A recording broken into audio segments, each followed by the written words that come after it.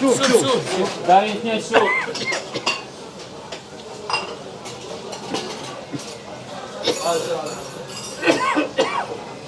بهاي اللفه.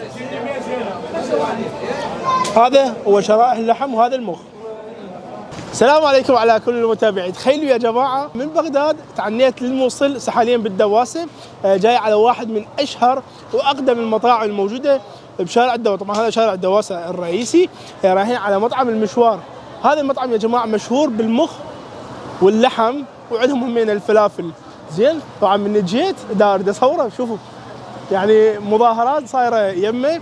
وهذا المطعم من قديم من 72 اول مطعم مشهور طبعا بالفلافل والشغلات اللي يقدمها للناس زين بالدواسه. فتعالوا خلينا نروح على محمد ونشوف شنو الشغلات اللي يقدمها والاسعار همين نسولف زين بالاسعار. يلا يا جماعه تعالوا يلا. هسه يا جماعه احنا اللي بظهرنا صار هو مطعم المشوار زين. ما اعرف شلون راح ندخل جوا حتى نحكي ويا محمد. طبعا بس احنا برا المطعم والريحه ضربت بالخشب. خلينا ندخل جوا يا محمد. تعالوا يلا. هذا جزء من الفلافل. حمودي على راسي. شلونك ابو جاسم؟ شلون صحتك؟ يا حمودي ما شاء الله طالع عريس. على راسي الله. شلون الصحة؟ والله الحمد لله. احكي لنا حمودي عن بداية عن تاريخ هذا المكان. عرفنا انه هذا المطعم قديم زين. نعم. ومشهور همينه اكثر شيء بالمخ واللحم. نعم. والفلافل والفول. نعم. في شغلات. نعم.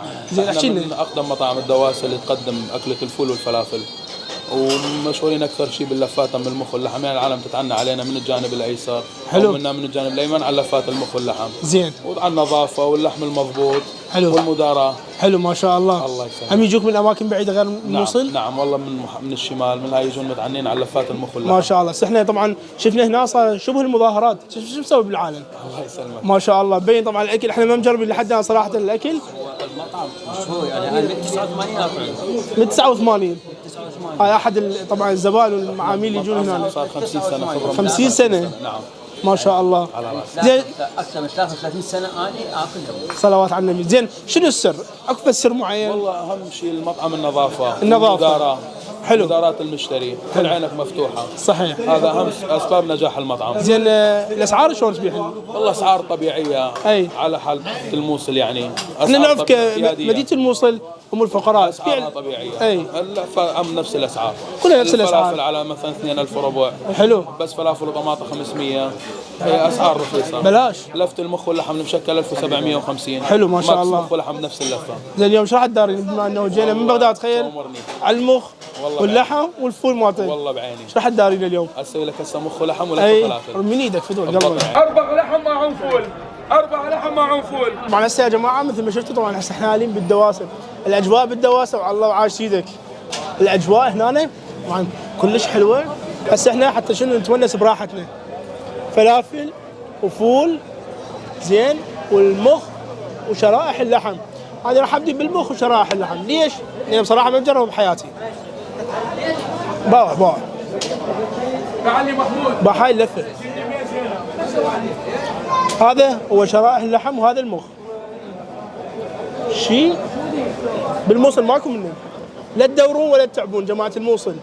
تريدون تاكلون هيك اكله طيبه زين والعالم هي اللي تحكم. هسه خلينا نبلش. بسم الله خلينا نجرب الطعم.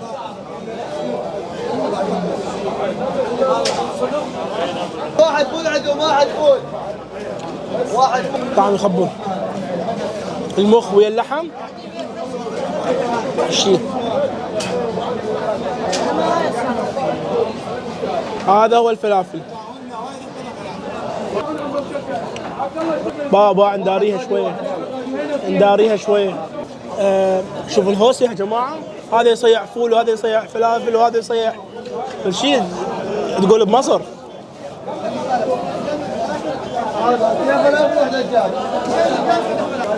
حتى الفلافل غير طعم.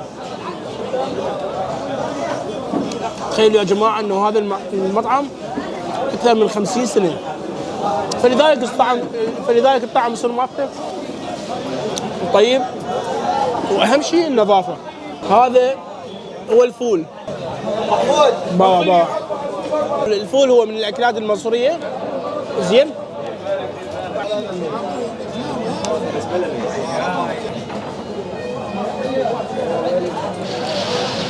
من